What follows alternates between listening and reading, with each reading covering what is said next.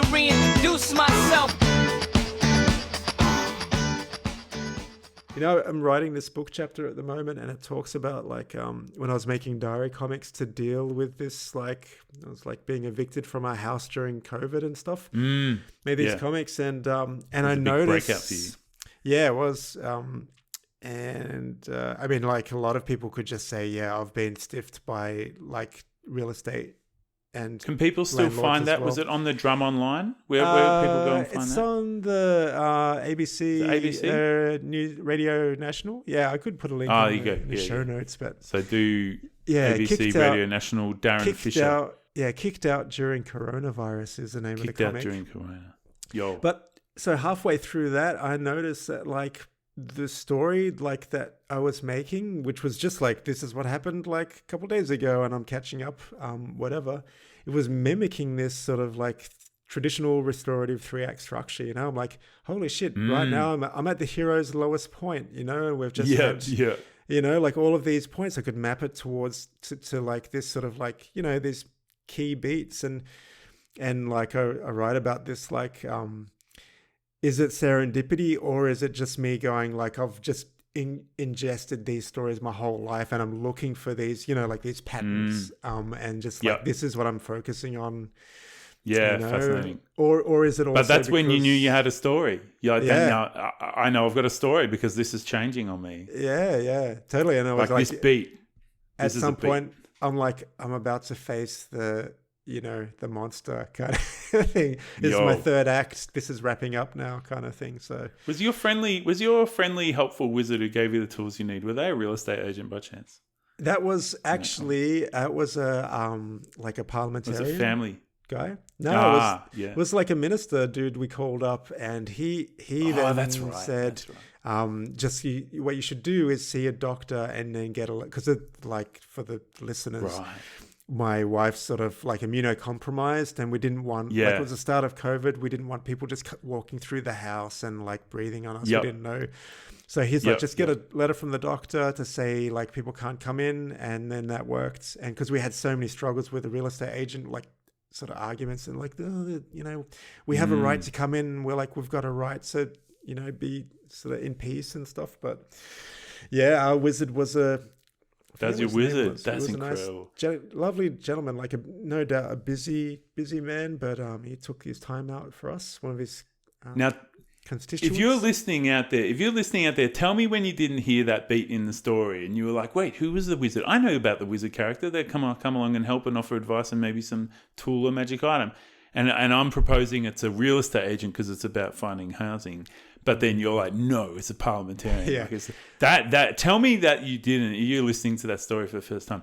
Tell me you didn't get a little thrill, like a little pattern recognition thrill of like, oh my God, like that's a defamiliarization. Like we all know we can call our local member, but once we see it in a 3-act story, it's like the joy of like, oh my God, the fucking sitting member was your wizard. That's totally. There's something cool about that. Yeah, they're you know that. Like he couldn't really do anything because like the laws had not really changed in pace with, you know, the pandemic, which was quite new. But he I mean, that's what they're there for, you know.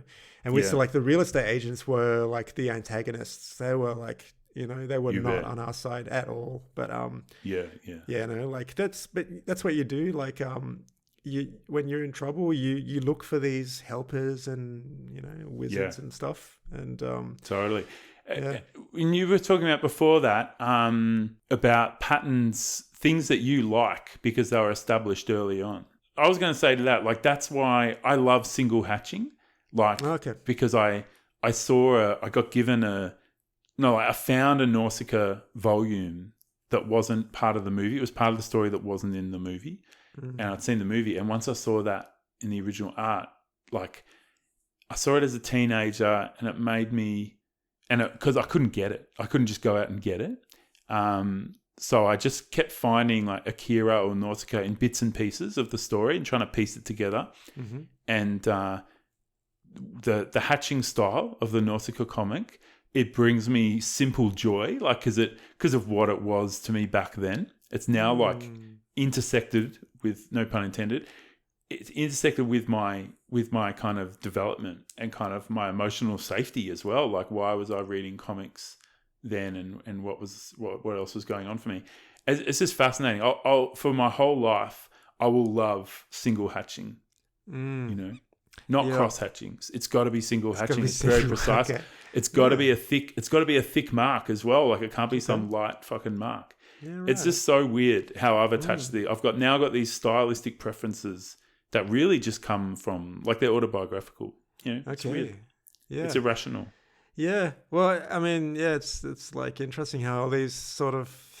I mean, for me, it's. You know, like there's an album by Faith No More, like King for a Day, and when I was reading, that's great. When I was like, I was reading this novel at the time that I was listening to this, and anytime I think of hear the music, I'm taken back to that story, you know, and yeah, I wonder about, you know, like I often think like if I was a kid or like growing up now, I probably wouldn't draw because, you know, like the lure of, you know, YouTube and Instagram and stuff, you just spend your whole time consuming content. So I just wonder, you know, like we had such a limited palette of influences when we were a kid and what you know, people coming through now. But this has changed as well. Like I remember like for my job, I was like working from home and I was making something on Canva and like my kid's like, oh yeah, Canva, yeah, me and my friend, we've been using that for years. Like I'm like, really? Like what have you show me something you've made? And she just showed me all these things she and her buddy had made on Canva and just flipped back and forward to each other from like grade 3 on. Yeah, right. So whereas I'm an adult, like click, like trying to struggle through. And she's like, oh, here's some shit I did when I was 7. I don't even care about it. And I was like, wow, like that's that ease of technology. It's only possible like they're using Canva mobile in grade 3. That's mental. Yeah, it's all, but also like I'm finding the kids in this Kinderdorf like really are not comfortable with paper, you know. And so like I always take with me like my iPad Pro and my iPad Mini, but I don't get to touch them because the kids are always like, oh, can I draw on this? And then they're like taking turns and just love. But I also notice like when they're drawing on these things, they're constantly erasing. They're drawing, they're erasing, they're drawing. So like there's something about drawing on paper and being stuck with it as well. And then they're like frustrated. Yep. That's like, okay, I don't know if it's good that, you know, if you like have this Control Z, you know, mentality. I don't know. I sometimes, so many conversations at parties, I've been like, you know what, let's just Control Z that last 2 things that I did. At first I didn't know I was going to go down this path. Now we would both agree that we wish the conversation hadn't gone down this path. Let's just take it back a step. But that's not really how life works. No, it doesn't. And yeah, it's tempting, you know, like, and if I'm working digitally a lot and then I switch to paper, I don't know if you've had this, but I'm like, I find this like part of my brain that I make a mistake and then like there's this like involuntary neural twitch to a Control Z. I was like, I can't do it. You know? Oh, it's not there. Well, I don't recognize that from switching my drawing. I recognize it from social situations. Okay. Yeah. I think I think that's everyone can relate to that. It could be. Yeah. That's totally. Well, that's amazing, man. And we've got. So tell me where you got up to with the monkey drawing. Like, how did you decide? Like, bam, that's it. I mean, I guess at some point it just was like a combination of like, I'm done.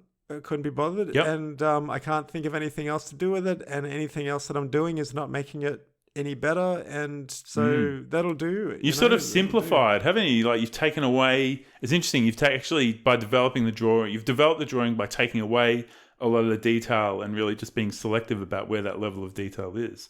Yeah, and then I love the high contrast on the cliff and everything. That's great. Yeah. Well, actually, stylistically, I didn't like create the same style to the cliff as to the monkey, so it's kind of like not doesn't sit together properly, but it becomes more in a finished drawing about like the composition and the shapes and how it sort of clicks together. Yeah. So. Yeah. But you know, amazing, man. Yeah. Thanks, mate. Yeah, it's good fun. So, you know. What were you going to say just now? Oh, just that like it's just, you know, like you gotta satisfy this part of the brain that just wants to do heaps of little details, and then the other part of the brain that's like, okay, it just has to read as like a finished picture. But like I still like to draw Batman sometimes and do this fantasy stuff and mix it up. I love your fantasy stuff. Thanks, man. Yeah, I still enjoy to do it. Oh,